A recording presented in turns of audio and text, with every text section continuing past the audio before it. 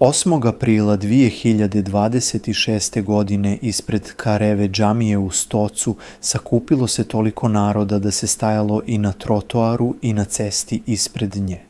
Nije to bila ispraćaj nekoga ko je dugo živio i ispunio svaki dan koji mu je bio dat.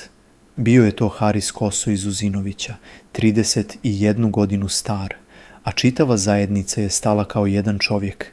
Tek kad čuješ ko je bio ovaj tihi mladić, razumiješ zašto. Kad neko ode sa 31 godinom, pitanja se sama nameću, nepozvana i teška.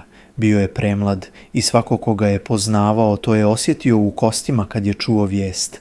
I ta pitanja su legitimna i vrijedno ih je postavljati.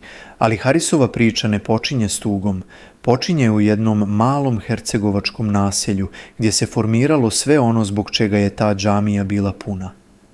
Jer tek kad razumijemo odakle je Haris došao i ko je bio dok je bio tu, možemo razumjeti šta je zapravo ostavio za sobom. Uzinovići su jedno od onih malih naselja koja se ne pojavljuju u turističkim vodičima i koja nemaju posebnog razloga da ih poznaje neko ko nema veze s njima. Malo mjesto, malo kuća, puno neba iznad i kamena okolo. Tu je Haris odrastao. Porodica Koso nije bila porodica koja se isticala po imetku ili javnom položaju. Bili su dio tog mjesta onako kako se može biti dio jednog malog mjesta. Prisutni, ukorijenjeni, bliski komšijama, bez posebnih pretenzija i bez potrebe da se dokazuju. I Haris je od toga uzeo ono što je trebalo. Svi koji su ga poznavali opisuju ga na gotovo isti način. Riječi su tu, čekaju samo da ih neko pita. Kažu da je bio tih čovjek koji je znao biti prisutan kada treba. Da nije tražio pohvale i da ih nije čekao. Pojavio bi se, pomogao, uradio što treba i otišao dalje bez potrebe da to iko posebno registruje. Takav čovjek u maloj sredini lako ostane nevidljiv jer sam ne traži da bude zapažen. Nema objava o tome kome je pomogao, nema statusa koji najavljuje njegovo dobro djelo, samo djelo i ništa više. Ali mala sredina ima odličnu memoriju i kad se nešto desi s takvim čovjekom, ta memorija progovori. Svako koga je poznavao ima svoju verziju iste priče, a sve te verzije govore o istom čovjeku koji je bio prisutan bez rezerve i bez izgovora, koji nije računao koliko je dao i nikad se nije pitao da li je uzvraćeno. To je tip karaktera koji se ne usvaja s ciljem. Do njega čovjek ne dolazi treniranjem ni studiranjem. Ili ga ima, ili ga nema. Haris ga je imao. Nosio ga je kroz sve godine koje su dolazile, kroz susrete i razgovore koje se njegovi sugrađani danas prisjećaju kao nešto što naknadno dobija novo značenje, kroz male i velike stvari, kroz obične dane koji su tek kasnije izgledali posebno. Postoje ljudi čiji se karakter vidi tek kad odu. Postoje i oni čiji se karakter vidi za života, ali ga ne primijetiš, jer je toliko tih da ne traži pažnju. Haris je bio taj drugi tip. Odrastao je i ušao u 30. u godine kada se grade planovi, kada se raduje budućnosti i kada ima još toliko toga ispred sebe. Ali upravo tada desilo se nešto što nije bilo ni u jednom od tih planova. Bolest nije pitala je li pravo vrijeme. Postoje stvari koje se ne mogu opisati izvana i ostati potpuno pravedan prema onome ko ih prolazi iznutra. Teška bolest je jedna od tih stvari. Ne možeš govoriti o boli koja ne pripada tebi i biti siguran da govoriš tačno. Ne možeš procijeniti težinu borbe koja se vodi iza bolničkih zidova, između pregleda i rezultata, između nade i straha koji se smjenjuju bez pravila. Ali postoji nešto što se može reći, jer su to rekli oni koji su bili uz njega. Haris se suočio s bolešću onako kako se suočavao sa svime, bez dramatike i bez potrebe da bude u centru pažnje. Oni koji su bili uz njega govore o čovjeku koji je brinuo da ne optereti druge svojom situacijom, koji je i tada pokušavao ostati prisutan za ljude oko sebe. U bolesti se vidi ono što čovjek zaista jeste. Bolest skida sve maske.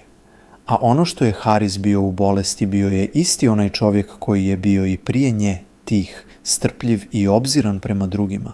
Borba je trajala dugo. Duže nego što bi iko pomislio gledajući ga izvana. I ta borba ostavila je trag, ne samo na njemu, nego na cijeloj porodici i svima koji su bili uz njega. Haris Koso preselio je na Ahiret 2026. godine nakon duge i teške borbe s bolešću. Stocu je ostala tuga, Uzinovićima praznina. Porodici gubitak koji se ne može popuniti, ali njegova priča tu ne završava. 8. aprila 2026. godine, nakon ikindije, ispred Careve džamije u Stocu, klanjana je dženaza Harisu Kosi. Kareva džamija je simbol ovog grada, mjesto koje pamti generacije. I toga dana, ispred nje, okupili su se oni koji su poznavali Harisa. Dolazili su iz Stoca i okolnih mjesta. Dolazili su i oni koji nisu mogli fizički biti tu, ali su bili prisutni dovom, jer vijest o odlasku mladog čovjeka nikoga ne ostavlja ravnodušnim. Tevhid je proučen u kući žalosti, među ljudima koji su dijelili istu tugu. U islamu, dženaza je kolektivna odgovornost zajednice. Zajednica se okuplja da isprati čovjeka, ali i da podsjeti samu sebe šta ostaje iza nas. Za Harisa to su bili tragovi u ljudima i to se vidjelo toga dana u licima svih koji su došli. Svako je bio tu iz ličnog razloga i ta činjenica govori više od bilo kakvih riječi. Haris Koso imao je 31 godinu. To je broj koji tjera čovjeka da zastane i zapita se šta bi ostalo iza mene kad bi sutra sve stalo. To pitanje nije tu da plaši, tu je da probudi, jer Haris nije živio da bi bio primjer, ali je to postao. Nije tražio pažnju, nije skupljao priznanja, bio je tu kada je trebalo biti tu i zato se džamija napunila. Na dženaze se ne dolazi zbog imetka, dolazi se zbog karaktera. Haris je bio autentičan u najjednostavnijem smislu te riječi. Njegova porodica nosi teret koji se ne može opisati riječima. Upućujemo dove za njih, da im Allah olakša i da Harisa nagradi dženetom. A svima nama ostaje jedno pitanje.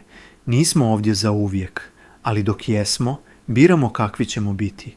Haris Koso iz Uzinovića u Stocu, 31 godina života. Čovjek koji je bio tu kada je trebalo, koji je pomagao bez očekivanja, koji je i u najtežoj borbi ostao ono što je bio. Ako ste poznavali Harisa ili nekog poput njega, sačuvajte to sjećanje, jer sjećanja na dobre ljude vrijedi čuvati.